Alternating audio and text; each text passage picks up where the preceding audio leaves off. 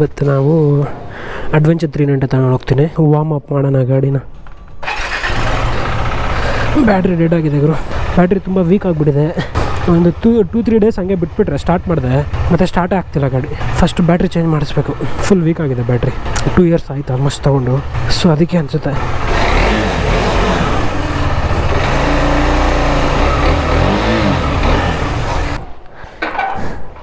Time 9:25 ಆಗಿದೆ. ಅದು ಸ್ವಲ್ಪ ಲೇಟ್ ಆಯಿತು ಅನಿಸುತ್ತೆ. ಬ್ಯಾಗಿಂದ ತಗ್ಲಾಕೊಂಡಿದ್ದೀನಿ. ಫುಲ್ ಶೆಕೆ ಗುರು. 29 ಶೇಡ್. ಇವಾಗ ತಾನೆ ಹೇಳ್ದೆ ಗುರು. ಏನಾಯ್ತು ಇದು?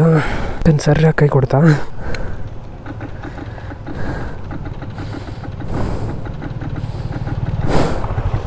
ಅರೆ ಯಾರು ಪಕ್ಕ ಕೈ ಕೊಡ್ತೀಗ.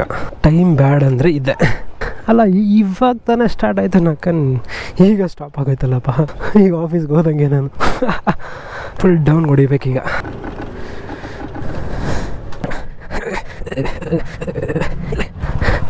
ಬ್ರೋ ಒಂದು ಹೆಲ್ಪ್ ಮಾಡ್ತೀರಾ? ಸ್ವಲ್ಪ ಟೋ ಮಾಡ್ತೀರಾ? ಬ್ಯಾಟ್ರಿ ವೀಕ್ ಆಗಿಬಿಟ್ಟಿದೆ.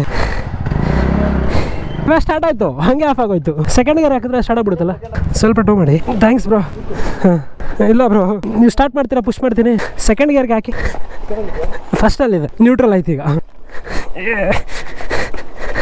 ಬಿಡಿ.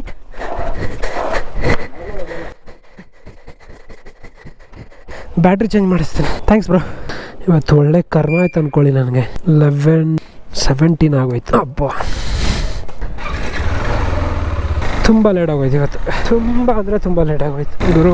ಅವಾಗಲೇ ಬೆಳಗ್ಗೆ ಫುಲ್ ಟೋ ಎಲ್ಲ ಮಾಡಿಸ್ದೆ ಗುರು. ಸ್ಟಾರ್ಟೇ ಆಗಿಲ್ಲ. ಆಮೇಲೆ ಏನು ಮಾಡ್ದೆ ಗೊತ್ತಾ? ನನ್ನ ತಮ್ಮನ ಕಾಲ್ ಮಾಡಿದೆ. ಅವ್ನು ಬಂದ, ಅವ್ನು ಟೋ ಮಾಡ್ದ. ಸೆಕೆಂಡ್ ಗೇರ್ಗೆ ಹಾಕ್ಕೊಂಡು ಸ್ವಲ್ಪ ಜಾಸ್ತಿ ಪುಷ್ ಕೊಟ್ಟಿದ ತಕ್ಷಣ ಸ್ಟಾರ್ಟ್ ಆಯಿತು. ಫಸ್ಟ್ ಹೋಗಿ ಬ್ಯಾಟ್ರಿ ಚೇಂಜ್ ಮಾಡಿಸ್ಬೇಕು ಅಂತ. ಬ್ಯಾಟ್ರಿ ಫುಲ್ ವೀಕ್ ಆಗೋಗಿತ್ತು. ಮನೆ ಹತ್ರ ಕೈ ಕೊಡ್ತು, ಓಕೆ ಸೇಫು. ಬೇರೆ ಎಲ್ಲಾದ್ರೂ ಕೊಟ್ಬಿಟ್ಟಿದ್ರೆ ಈ ಥರ ಲೈಕ್ ಆನ್ ದ ವೇ ಎಲ್ಲಾದ್ರೂ ಕೈ ಕೊಟ್ಟಿದ್ರೆ ಏನು ಪರಿಸ್ಥಿತಿ? ಅಲ್ಲಿ ತಲೆ ಕೆಟ್ಟೋಗಿರೋದು ನನಗೆ. ಏನೋ ಮನೆ ಹತ್ರನೇ ಆಯಿತು, ಪಕ್ಕ ಮನೆ ಹತ್ರನೇ. ಲೈಕ್ ರೋಡ್ ಕ್ರಾಸ್ ಮಾಡಿದ ತಕ್ಷಣ ಆಫ್ ಆಗೋಯ್ತು. ಅಲ್ಲ ಗುರು, ಬೆಳಗ್ಗೆ ಸ್ಟಾರ್ಟ್ ಆಯಿತು ಗಾಡಿ. ಸ್ವಲ್ಪ ಆನ್ ಮಾಡಿ ಬಿಟ್ಬಿಟ್ಟಿದ್ನಲ್ಲ, ಆದರೂ ಬ್ಯಾಟ್ರಿ ಯಾಕೆ ಮತ್ತೆ ಲೈಕ್ ಫುಲ್ ಡೌನ್ ಆಗೋಯ್ತು ಅಂತಲೇ ಗೊತ್ತಿಲ್ಲ. ಬಿಡಿ, ಅದು ಹೋಗಿದೆ ಅಂತ ಅನ್ಸುತ್ತೆ. 2 ಇಯರ್ಸ್ ಆಯಿತು. ಆಮ್ರಾನ್ ಅನ್ಸುತ್ತೆ. ಈಗ ಎಕ್ಸೈಡ್ ಬ್ಯಾಟ್ರಿ ಹಾಕ್ಸಿದ್ದೀನಿ. ನನ್ನ ಗೋಪ್ರೋದು ಬ್ಯಾಟ್ರಿ ಬಂತು ಹೊಸದು ಇವತ್ತು. ನನ್ನ ಗಾಡಿಗೂ ಹೊಸ ಬ್ಯಾಟ್ರಿ ಹಾಕ್ಸ್ಬಿಟ್ಟೆ. ಇವತ್ತು ರೂಟ್ ಚೇಂಜ್ ಮಾಡಿದ್ದೀನಿ ಗುರು. ಇವತ್ತಿಂದ ನಮಗೆ ಬ್ಯಾಟ್ರಿ ಪ್ರಾಬ್ಲಮ್ ಇರಲ್ಲ ಅಂತ ಅನ್ಸುತ್ತೆ. ಗೋಪ್ರೋದಲ್ಲೂ ಇರಲ್ಲ, ನಮ್ಮ ಗಾಡಿಯಲ್ಲೂ ಇರಲ್ಲ. ಈ ಗಾಡಿನ ಟೋ ಮಾಡೋದು ಎಷ್ಟು ಕಷ್ಟ ಗುರು. ಟ್ರಾಫಿಕಲ್ಲಿ ಇರಿಟೇಟ್ ಆಗೋ ಬಂದು ಹೀಗೆ ಬನ್ನೇರಘಟ್ಟ ರೋಡು, ಗೊಟ್ಟಿಗೆರೆ ಮೇಲೆ ಹೋದ್ರೆ ಇಟ್ಟು ಮಾಡು ಬನಶಂಕರಿ. ಗಾಡಿ ಮೂವ್ ಆಗ್ತಿದ್ರೆ ಸಾಕು. ಇಲ್ಲ ಅಂದ್ರೆ ಈ ಶೆಕೆಗೆ ಟ್ರಾಫಿಕಲ್ಲಿ ನಿಂತ್ಕೊಂಡು ರೋಸ್ಟ್ ಆಗ್ಬಿಡ್ತೀನಿ. ಅದಕ್ಕೆ ಈ ರೋಡ್ ಸ್ವಲ್ಪ ಲಾಂಗ್ ಆಗುತ್ತೆ, ಬಟ್ ಸ್ಟಿಲ್ ಇಲ್ಲಿ ನೆಮ್ಮದಿಯಾಗಿ ಹೋಗ್ಬೋದು. ತಣ್ಣಗೆ ಗಾಳಿ ಇರುತ್ತೆ. ಏನೋ ಪುಣ್ಯಕ್ಕೆ ತಣ್ಣಗಿದೆ, ಬಿಸ್ತಿಲ್ಲ ಜಾಸ್ತಿ. ಯಾರಣ್ಣ ನೀನು? ಫುಲ್ಲಿ ಆಫೀಸ್ಗೆ ರೀಚ್ ಆಗೋವರೆಗೂ ಇದೇ ಥರ ವೆದರ್ ಇದ್ದರೆ ತಣ್ಣಗೆ ಹೋಗ್ಬಿಡ್ಬೋದಲ್ಲ. ಅಂದರೆ ಕಷ್ಟ ಇದೆ.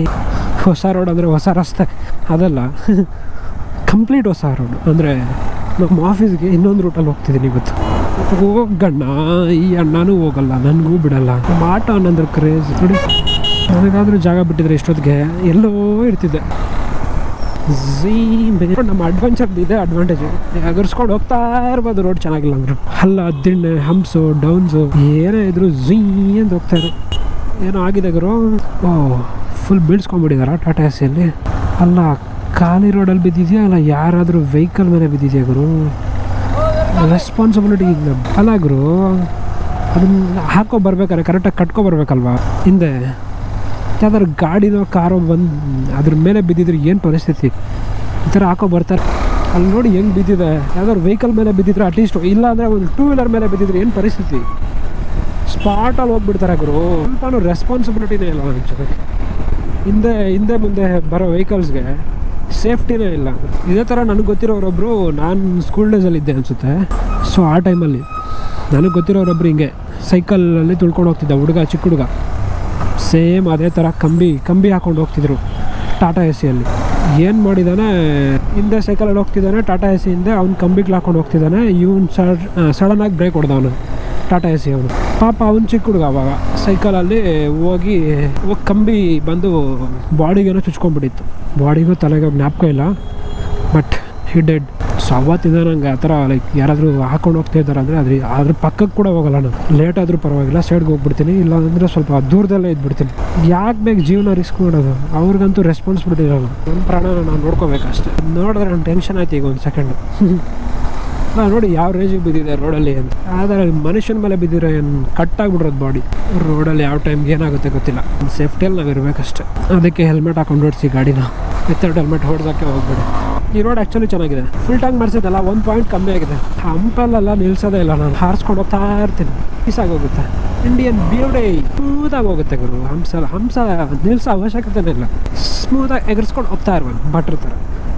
Butter smooth. ಈ ಥರ ರೋಡ್ಸ್ಗೆ ಇದೇ ಬೆಸ್ಟ್. ಹಾಫ್ ರೋಡ್ ಹುಡುಕೋ ಅವಶ್ಯಕತೆನೇ ಇಲ್ಲ. ಫುಲ್ ಹಾಫ್ ರೋಡ್ ನೋಡಿ. ಹಂಪು ರೋಡೆಲ್ಲ ಹಿಂಗೆ ಇರುತ್ತೆ. ಇಲ್ಲಿ ಸ್ವಲ್ಪ ದೂರ ರೋಡ್ ಹಿಂಗೆ ಇರುತ್ತೆ. ಆಮೇಲೆ ಮತ್ತೆ ಮಸ್ತಾಗಿರೋ ರೋಡ್ಸ್ ಸಿಗುತ್ತೆ. ಇವತ್ತು ಆ್ಯಕ್ಚುಲಿ ಒಂದು ಟಾಪಿಕ್ ರೆಡಿ ಮಾಡಿ ಫುಲ್ ಡಿಸ್ಕಸ್ ಮಾಡೋಣ, ಅದ್ರ ಬಗ್ಗೆ ಫುಲ್ ಎಕ್ಸ್ಪ್ಲೇನ್ ಮಾಡೋಣ ಅಂತೆಲ್ಲ ಪ್ರಿಪೇರ್ ಆಗಿಬಿಟ್ಟಿದ್ದೆ. ಗಾಡಿ ಕೈ ಕೊಡ್ತಾ ಈಗ ಎಕ್ಸ್ಪ್ಲೇನ್ ಮಾಡೋ ಮೂಡೆಲ್ಲ ಹೋಗ್ಬಿಡ್ತು ನನಗೆ. So will postpone it to tomorrow. ನಾಳೆಯಿಂದ ಪಕ್ಕ ಡೇ ಬೈ ಡೇ ಬೆಟ್ರ್ ಮಾಡ್ಕೊಂಡು ಹೋಗ್ತೀನಿ. ಕನ್ಸಿಸ್ಟೆನ್ಸಿ ಮೇಂಟೈನ್ ಮಾಡಬೇಕು, ಅದು ನನ್ನ ಫಸ್ಟ್ ಟಾರ್ಗೆಟ್. ಕನ್ಸಿಸ್ಟೆಂಟಾಗಿ ಮಾಡೋಣ ಅಂತ. ಸೊ ಅದೇ ಕಂಟೆಂಟು ಡೇ ಬೈ ಡೇ ನನ್ನ ವೀಡಿಯೋಸ್ ನನಗೆ ನೋಡೋಕ್ಕಾಗದೆ ಕ್ರಿಂಜ್ ಅಂತ ಅನಿಸಿದ್ರೆ, ಅಂದರೆ ಏನು ಲೈಕ್ ಟಾಪಿಕೇ ಇಲ್ಲ ಇದರಲ್ಲ ಅಂತ ನನಗೆ ಅನಿಸುತ್ತಲ್ಲ ಎಡಿಟ್ ಮಾಡ್ಬೇಕಾರೆ. So automatically I load up and I will improve myself. ಇನ್ನೂ ಏನು ಬೆಟ್ರಾಗಿ ಮಾತಾಡೋದು ಅಂತ. ಅಣ್ಣ ಇರ್ರಿ ಅಣ್ಣ. ಇದು ಬಳ್ಳಾರಿಗಡ ರೋಡು. ಹಲೋ ನಮಸ್ತೆ ಬ್ರದರ್. ಗಾಡಿ ಕೈ ಕೊಡ್ತು ಬ್ರದರ್. ಬ್ಯಾಟ್ರಿ ಚೇಂಜ್ ಮಾಡಿಸ್ಕೊ ಬರ್ತಾ ಇದ್ದೀನಿ. ಸರಿ ಬ್ರೋ, ಬರ್ತಾ ಇದ್ದೀನಿ, ಬಂದ್ಬಿಡ್ತೀನಿ ಬೇಗ. 30 ಮಿನಿಟ್ಸ್ ಬೇಕೇ ಬೇಕು. ಕನಕ್ಪುರ ರೋಡ್ಗೆ ಕನೆಕ್ಟ್ ಆದ್ವಿ. ಇಲ್ಲ ನಡೀತಿದೆ ನೆರಳು ಮನೆ ಗೆಳೆಯರ ಬಳಗ. ಜೈ ಶ್ರೀರಾಮ್ ಅಂತ ಹೇಳೋದಕ್ಕೆ ಒಂದು ಎನರ್ಜಿ ಬಂದ್ಬಿಡುತ್ತಲ್ಲ ಬಾಡಿಯಿಂದ. ಇಲ್ಲೇನು ಸಿಗ್ನಲ್ಸ್ ವರ್ಕ್ ಆಗ್ತಿಲ್ವಾ? ಸಿಗ್ನಲ್ಸ್ ವರ್ಕ್ ಆಗ್ತಿಲ್ಲ ನೋಡಿ. ಎಷ್ಟು ನೆಮ್ಮದಿಯಾಗಿ ಬಂದೆ. ಆ್ಯಕ್ಚುಲಿ ಪೀಸ್ ಆಗಿತ್ತು. ತಣ್ಣಗೆ ಗಾಳಿ ಬರ್ತಿದೆ. ಈ ರೋಡಲ್ಲಿ ಬಂದರೆ ಇದೆ ಅಡ್ವಾಂಟೇಜು. ಬಟ್ ಟ್ರಾಫಿಕ್ ಕಮ್ಮಿ ಇರುತ್ತೆ, ಇರಿಟೇಷನ್ ಕಮ್ಮಿ ಆಗುತ್ತೆ ಗುರು. ಲೈಕ್ ದೂರ ಇದ್ರೂ ಪರವಾಗಿಲ್ಲ, ನನಗೆ ಇರಿಟೇಟ್ ಆಗಬಾರ್ದು. ಅಂದರೆ ಟ್ರಾಫಿಕಲ್ಲೆಲ್ಲ ಹೀಟ್ಗೆ ಇರಿಟೇಷನ್ ಬಂದ್ಬಿಡುತ್ತೆ. ಇಲ್ಲಿ ನೋಡಿ, ಈ ಫ್ಲೈಓವರ್ ಲೈಕ್ ಮೆಟ್ರೋ ಫ್ಲೈಓವರಿಂದ ನೆಮ್ಮದಿಯಾಗಿ ಹೋಗ್ಬೋದು.